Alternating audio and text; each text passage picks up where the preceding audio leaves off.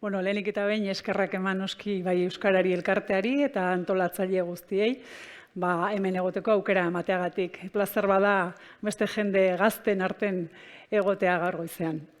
Nire aldetik, adinberri zer dan azalduko dizuet, estrategiaren ardatz nagusienak eta gako nagusienak, baina era azkar batean, batez ere zentratu nahi nukelako ekonomia berri horretan, ez? Pilarrak esaten zuen moduan, pertsonen ongizatera bideratuta dagoen ekonomia berri horretan.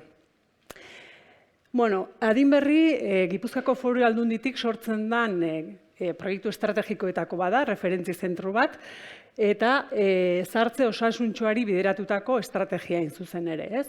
2018 urtean sortu ginen, eta etorkizuna eredupean sortutako proiektu estrategikoa da, hau da, lurraldearen erronkari, zahartzaren erronkari aurre egiteko estrategia zuzen ere. Eta hori horrela izanik, bi ezaugarri nagusi ditu, ez? Alde batetik, lankidetzazko gobernantzan oinarritzen gara, hau da, lanketa hori nola egiten dugun ere importantea da, eta ekosistema eta herritarrak kontutan izan behar ditugu, eta bestetik esperimentazio aktiboan oinarritzen gara. Hau da, gure helburua da proiektu berritzaileak eta pilotoak sustatzea, esperimentatzea, eta horien emaitza eta inpaktuak neurtuz, positiboak diren horiek, gero lurralde osora edatzea eta eskalatzea, ez? Datuak noski jakinak dira, eta lehen aipatu den bezala, Gipuzkoa Europear Batasuneko lurralde zaharkituenetariko bada, eta baita bizitxaropen aldetik ere altuenetakoa daukaguna, ez? Lehen hori aipatu dana. Hemen aipatu nahiko nuke, edo azpimarratu nahiko nuke, desgaitasunik gabeko bizitxaropena luzatu nahiko genukela, hori da helburua zuzen ere, ez?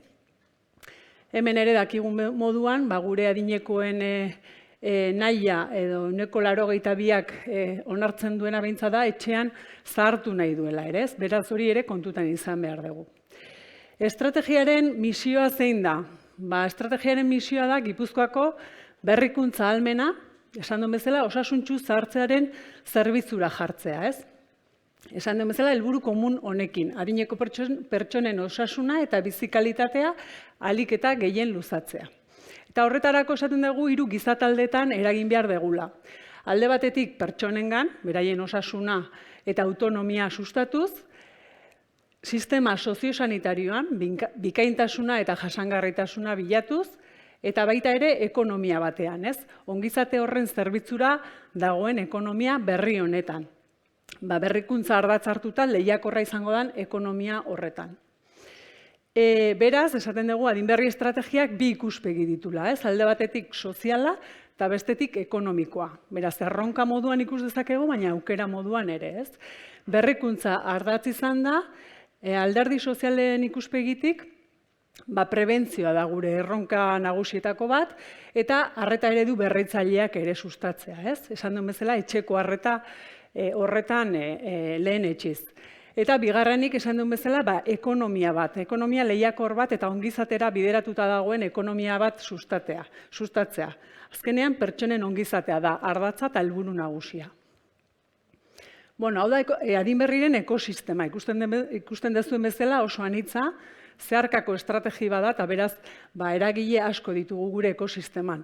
Baita ere esaten dugu gure altxorra dela, ez? Ekosistema lehen esan duen moduan egiteko modua importantea da eta lankidetzazko gobernantza horretan eragileak ezinbestekoak zeate, ez? Eta gizartea oro har. Beraz, helize laukoitzan oinarritzen den ekosistema daukagu. Alde batetik ezagutza sistema, esan dezagun, eta hemen ikerketa eta garapen zentruak eta akademia daukagu alde batetik. Bestetik administrazio publikoa baita bere nivel ezberdinetan. Aldundia, Eusko Jaurlaritza, udaletxeak, garapen agentziak. Bestetik, gizarte zibila esaten duguna, ez? 3. sektoreko elkartez osatuta eta baita gizarteaz osatuta. Eta ikusten duzun bezala gainean gizartea, gure kasuan 55 urtetik gorako pertsonak dira gure estrategiaren fokoa, ez? Eta pertsona horien inguruan dauden profesionalak eta senitartekoak. Eta 4. ardatza, edo helizea, izango litzeke enpresa sarea. Enpresa sarea, sistema soziosanitarioa espreski, hemen ditugu entitate publiko eta pribatuak, eta enpresak oro har esan duen bezala oso anitza dalako eta oso zeharkako estrategi badalako. Beraz hemen oso sektore ezberdinetako enpresak ditugu, gero ikusiko dugun moduan. Bueno, osagai edo konponente importante bat, elementu importante bat estrategian Pasaian eraikiko dugun erreferentzi zentrua da. Eta, bueno, hemen adinekoentzako etxe bizitzak izateaz gain, apartamentu tutelatuak, eguneko zentru bat eramango dugu, Pasaiko gizarte zerbitzuak bertan kokatuko dira, eta batez ere, bueno, berrikuntza unitate bat egongo da bertan, ez?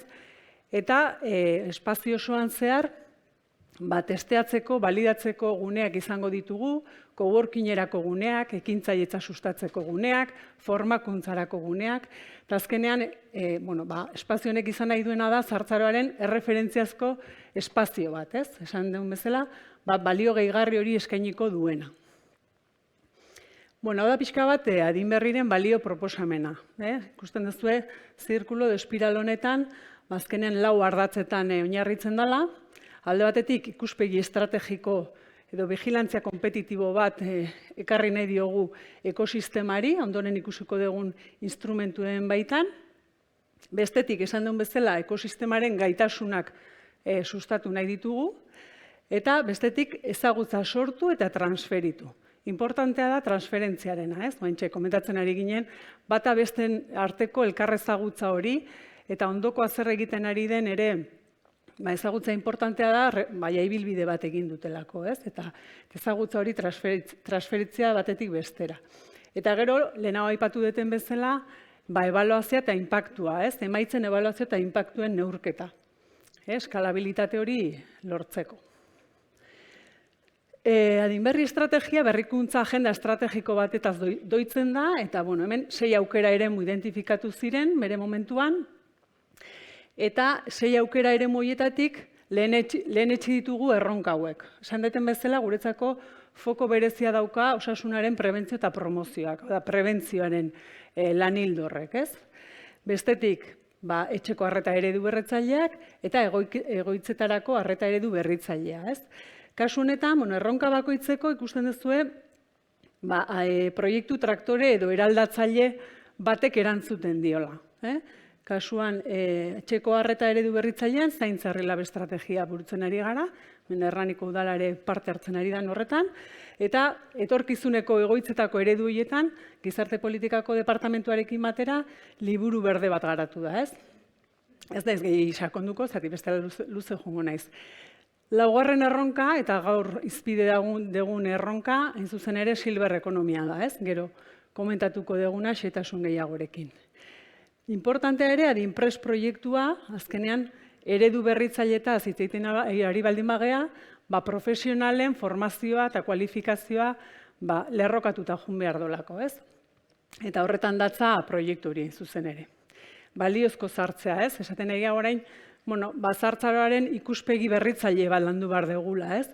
Eta adineko pertsonen autonomia eta gizartean parte hartze hori uztartu behar dugu, eta talentuaren sustapen hori, ez? Baita ere. Eta gero, importantea ere, hurrengo erronka 6. da gizarte kohesionatu eta inklusiboa deitzen diogun hori. Eta lehen hau inklusibitatea zaritu geha, eta hemen 2 proiektu estrategi eraldatzaile ditugu. Alde batetik ariak estrategia, nahi ez den bakardade horri aurre egiteko Gipuzkoako estrategia bada, 2 urtez garatu duguna, eta orain, ekintza planean gauden hori, ez?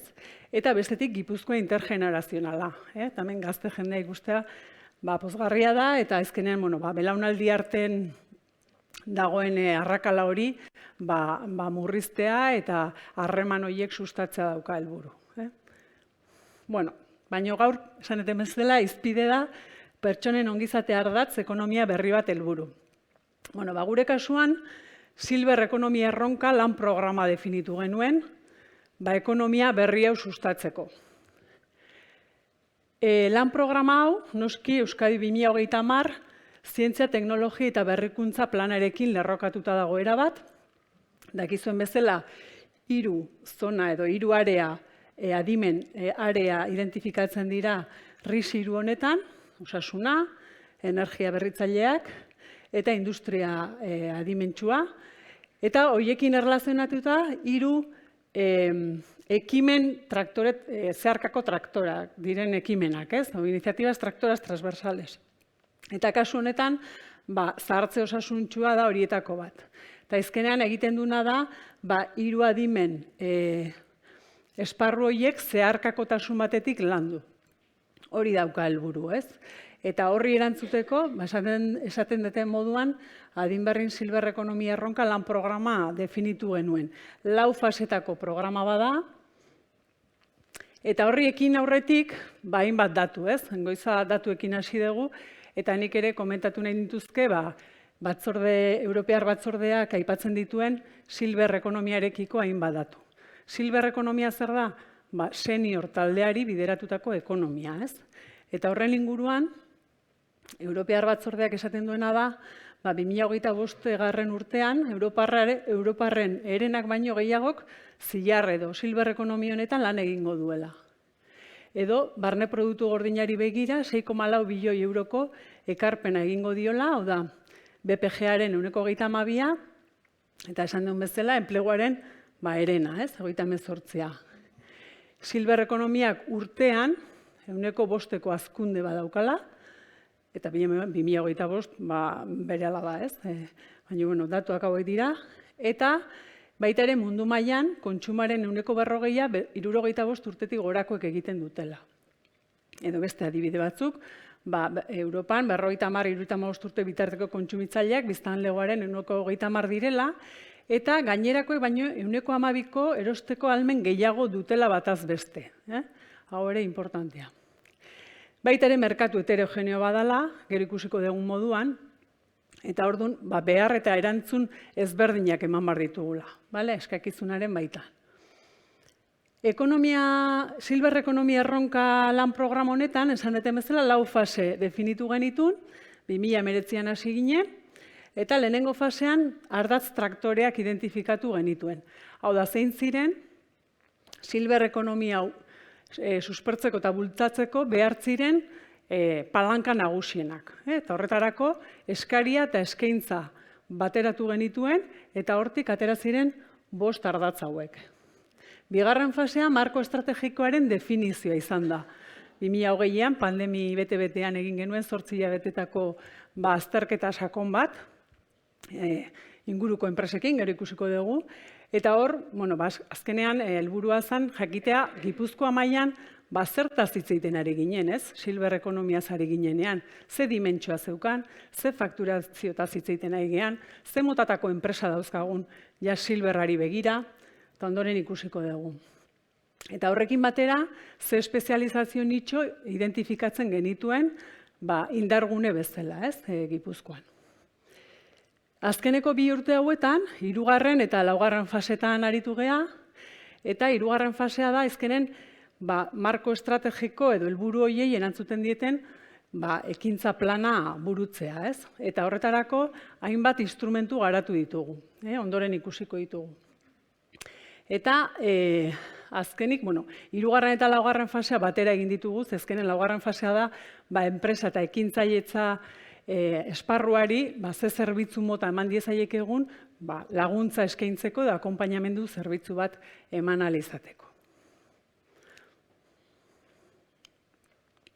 Orduan, esan deun bezala, lehenengo fase horretan, ardatz traktoren identifikazio horretan, 5 ardatze identifikatu genituen, ez? Alde batetik, beharrezkoa zala, merkatu adimena, 5 minutu ja, sus, merkatu adimena eta vigilantzia kompetitibo bat izatea, kontakizun berri bat zartzararen inguruan ere, network edo sistema konektatu bat izatea, hau da, eskaintzaren antolakuntza bat egotea, eta berrikuntza bideratuta edo enpresa polo bat eraikitzea. Oso azkar noa, porque oso gelditu naiz oso zean. Hau da, 2. fasean marko estrategikoan identifikatu ziren, egin ziren 3 pausoak, ez? Ikusten dezuen bezala, nik uste hau nahiko esanguratsua dela, diapositiba hau, 1000 galdetegitik gora luzatu genitun, sare guztiari, enpresa sare guztiari, eta horietatik ikusi genuen 128 erantzun zutela, eta azkenean erantzun duten horiek izan direla Silver gako horretan daudenak, ez? Ikusten dezuen bezala eskaintzaren mapaketa egin genuen, eta eskariaren mapaketa ere, B2B eta B2C arloan. Baita ere, bitarteko eragileak elkarrizketatu genituen, eta nazioarteko eragile referenteak ere bildu genituen. Hau da, ateratzen zitzaigun datua, hau bai esan nahi nuke, Gipuzkoan gaur egun, barne produktu gordinaren 5,5 suposatzen duela, Silver ekonomiak, beraz ikusi ditugun datuak, ez? Europear batzordekoak, 22% hitz egiten zuten, ez? Eta enpleguari dagokionez 9,2, 128, beraz, hemen ikusten daukagun ibilbidea, ez? Ondoren. Eta gero egin genuena izan zen, eskaintza eta eskariaren karakterizazioa. Ikusten duzuen bezala, eskariaren artean oso kolektibo anitza daukagu, ez? Aktiboak, hauskortasun egoeran daudenak, eta mendekotasun egoeran daudenak, eta inguruko profesionalak eta senitartekoak. Beraz, baita ere beharrak oso anitzak. Bueno, aurrera noa. Nik hemen aipatu nahiko nuke, hau izan zen, eskariaren beharren sailkapen bat egin genuena. Eta bai esan nahiko nuke, azterketa hau egin zala batez ere behar horietan oinarrituta. Eskotan eskaintzat ikasten geha, definitzen, kasu honetan eskarietik hasi ginela, eta eskariaren behar horietatik, hori da aipatu nahiko nukena. Eta hau izan da izkenen ondorioa edo emaitza. Lehen etxe ditugun 5 espezializazio nitxoiek Gipuzkoan. Alde batetik zerbitzu soziosanitarioak eta zaintza ereduak, ondoren ikusiko ditugu hainbat ekimen honen inguruan, telemedikuntza eta telelaguntza eta baita estimulazio kognitiboa foko bereziarekin, etxe bizitzen egokitzapena eta laguntza teknikoak, turismo seniorra, ingurune lagunkoiak, eta 5. importanteak teknologia gaitzaile digitalak. Hau da, beste esparrutan aplikagarriak diren teknologia berritzaileak gaur noski izpide direnak. Adimen artifiziala, robotika, IoT eta bestelakoak. Eta hauek direla pixka bat helburu estrategikoak.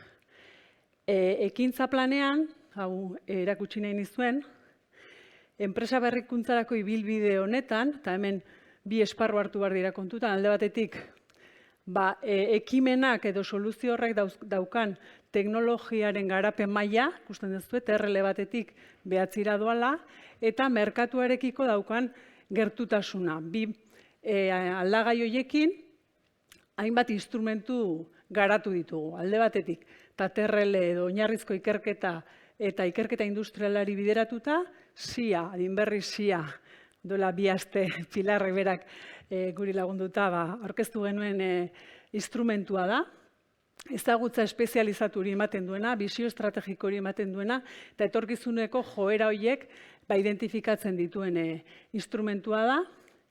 Eskari goiztiarraren mapa, hau da, erosketa publiko berritzaile horretara eramaten digun lehenengo identifikazio hori, eskariaren goiztiarre identifikazio hori, eta baita ere adinberri lab sarea, ez? Da, pixka prototipoan eta balidatzeko ekimenei bideratuta, ez? Esan duen bezala, erreferentzi zentroa izango da horietako bat, baina ekosisteman zehar baditugu hainbat espazio testatzeko eta balidatzeko. Adinberri diru laguntza deialdia da beste instrumentu importante bat, eta guzti honetan zehar ikusten duzu adinberri komunitatearen lantzen goatzela. Eta azkenik, ja pixkat merkaturatzeko dauden ekimenei bideratuta go-to-market ekimenak. Eta hemen dituzu, instrumentu bakoitzaren definizioa. Hemen esan nahi nuke, eskari goiztiarraren mapan, ezkenen erronken identifikazio egiten dala administrazio publikoak daukagun erramienta oso potente bat, erosketa publiko berritzailea, asko hitz egiten dan hori, baina esan, oraindik gutxi garatu dana eta ekintzara gutxi pasadana, eta aurreratzen dizuet ja, azaroaren 25ean egingo degula jardunaldi bat, kasu honetan teleasistentzia prediktiboarekin lotutako erosketa publiko berritzailearen lehen prozedura martxan jartzen dalako.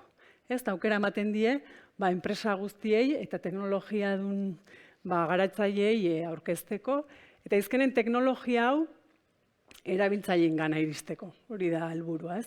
Nola txertatu teknologia eta nola iritsi herritarren gana, hori da importantena. Bueno, hauek dira pixka diru laguntzan bitartez, sustatu ditugun hainbat proiektu, 55 proiektu lehen urteko deialdiarekin kontutan izan da, 5 milioi euretik gora finantziazioa, eta gaur egun dagoeneko martxan dagoela 2022ko deialdia. Azaroak 15 arte, aukera daukazue proiektu berritzaile bat aurkezteko. Go to market ekimenak, azkenen garrantzitsua dira, eta honekin ja bukatzen dut. Pilar, egin genuen urtarrilaren hasieran Silver is Gold ekitaldia, merkatuan prest beste ekitaldi bat ekainean, horren bideotxo bat neukan, ez dakit denbora daukagu, baina bestela hurrengo bateako, edo bintzat webunean sartzeko aukera nahi badezue, hortxe dago. Izan zen oso ekitaldi arrakastatsua, oso praktikoa izan zelako. 27 ekimen berritzaile, teknologia berritzaileekin aurkeztu ziren, eta eskariarekin lotu genituen. Eta gero banakako 109 bilera izan zituzten, ekimen horietan sakondualizateko, eta benetan harremanak sustatzeko, eta kasu batzutan ere kontratuetan amaitzeko, hori da helburua. Eta esan, lehengo astean egin genula adinberri bilbideak ere, bertako enpresak, hemen asko ditugu, eta oso berritzaileak ezagutzeko aukerarekin, eta orain gaudela hurrengo urteko Silver Azoka antolakuntzan. 2023ko azaroan egingo deguna. Eta listo, bida, justu gainekarri transparentzi berdina, diapositiba berdina, baina olatzeko oso ondo esplikatu da, osea, nik ja ez dut behar esplikatzen. Hoxe da. Eskerrik asko.